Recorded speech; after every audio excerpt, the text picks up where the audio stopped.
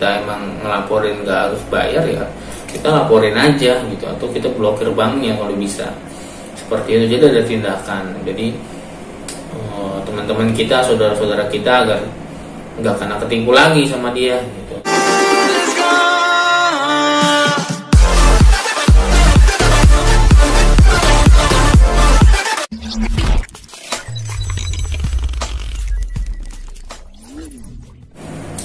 Assalamualaikum warahmatullahi wabarakatuh. Kembali lagi bersama saya di Sutrisna Channel.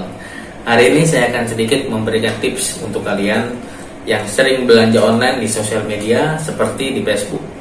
Karena saya belakangan ini melihat di beranda Facebook saya maupun di grup-grup Facebook saya banyak kena ketipu karena belanja di sosial media seperti Facebook ya.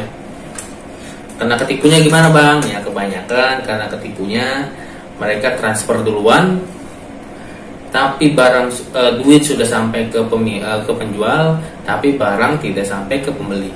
Nah itu kena ketipu. Kadang ada yang sampai semua sosial medianya diblokir dan tidak bisa dihubungi lagi si penjual. Nah itu sudah kena ketipu. Dan rata-rata dari teman-teman saya maupun bukan teman saya di sosial media seperti Facebook banyak sekali, bahkan sampai yang kena ketipu sampai jutaan dan puluhan juta. Nah itu sering ya.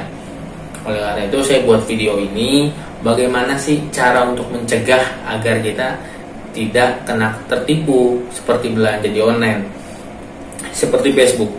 Padahal ada seperti Allshop itu banyak ya di di Shopee, Tokopedia itu udah tersedia, kita tinggal belanja aja di situ. Tapi kita memilih belanja di Facebook. Mungkin ada barang yang murah ataupun barang yang masih baru tapi harganya murah, ada yang jual butuh dan lokasinya deket dan langsung sampai. Rata-rata pembeli punya pilihan sendiri gitu ya. Mau belanja di mana ya mungkin saya beli. Tapi saya memberikan sedikit tips nih bagaimana agar aman kita belanja di sosial media seperti di Facebook. Pertama, ya kalau misalkan kita menentukan barang apa yang kita dibeli, misalkan barang handphone ya, barang handphone, kita harus tahu dulu pasarannya seperti apa handphone ini gitu. Kalau misalkan ada handphone pasaran 1 juta, terus dia jualnya 500.000, mungkin masih aman ya, masih aman. Satu, kita lock dulu itu, jangan langsung udah aman langsung transaksi, bukan. Tapi ketika kita mendapatkan harga murah dari si penjual, kadang kan si penjual juga ada yang jual butuh ya, ada juga toko juga, tapi juga di Facebook masih banyak lain kategori lain si penjual ya. Tapi ketika kita sudah mendapatkan harga yang pas dan cocok untuk kita, itu kita harus bisa lihat dulu harga pasarannya seperti apa. Kalau misalkan wah cocok nih pasarannya gope, lanjut Pak gitu, kita pasti nanya kan, bisa nggak barangnya sampai duluan baru kita transfer dan bayar.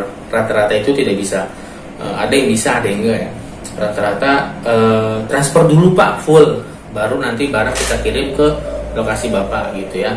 Nah kalau misalkan kita disuruh transfer full ataupun transfer setengahnya, oke, nggak apa-apa, tapi kita harus lihat dulu, kita harus minta dulu data dia seperti apa. Mungkin kita bisa lihat pertemanan, profil di Facebooknya ya seperti apa, dan kalian bisa lihat trafficnya, ada testimoninya kan nih gitu. Atau oh, ini penjual biasa Pak, bukan penjual yang rutin tapi penjual jual butuh gitu.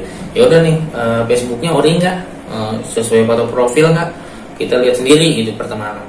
Kalau misalkan pertemanan cuma 5 orang 10 orang baru bikin ya, nah itu harus diwaspadai juga gitu. Kalau profilnya itu keluarga dan foto dia itu ada lengkap ya, itu poin satu itu aman ya. Terus kedua, kita minta KTP dia gitu. Kalau misalkan ini dia minta transfer full, kita minta data dia gitu ya. Minta data dia, kita profil udah dapat, kita lihat wah aman nih, profil keluarga, foto dia ada, anak istri ada, oke. Testimoni misalkan ada nggak ada, itu sesuai dia, tergantung ya si penjualnya. Terus kita bisa lihat KTP. Pak, saya boleh minta KTP nggak biar maksudnya aman gitu nih gitu. Kalau bebelit ya kalian tahu sendiri keputusannya apa ya. Kalau bebelit biasanya penjual yang nipu ya gitu lah. bla bla bla bla, panjang lah gitu. Jadi udah nggak perlu minta solusi ya, kalian bisa cut sendiri deh udah gimana rasanya gitu. Kalau saya pribadi kan pedagang nih, saya kalau ada yang minta KTP langsung saya kirim gitu, kecuali lu megang KTP jangan begini nih sama orangnya, nanti sama si pembeli bukannya dia mau beli barang kita malah dijadiin ini pinjaman online gitu kan. Jadi nggak juga, jangan kayak gitu juga. Kalau bisa foto aja KTP. Kalau foto KTP udah dapet nih, kita bisa samain sama foto yang di Facebook. Kadang kan ada yang sama, ada yang beda nih. Ya nggak apa-apa lah, yang penting tanggal lahir lu tahu, ini lu tahu, data lu berapa persen, oke lah akurat di KTP. KTP dapet nih, ya udah. Tinggal yang terakhir berarti kita minta nomor rekening. Minta nomor rekening, Pak, saya mau transfer, nomor rekeningnya bisa nggak gitu? Ya Pak, ada Pak. Misalkan dia atas nama orang atau nama saudara, nah kalian tahu sendiri kalau nama orang ya lebih baik kalau dari Facebook oke, dari KTP oke, terus tiba-tiba dia minta rekening atas nama orang lain. Tanya dulu alasannya apa. Kalau misalkan alasan saya hari ini nih ada penjualan di Subang ya, kebetulan BNI Syariah saya mutasi ke BSI.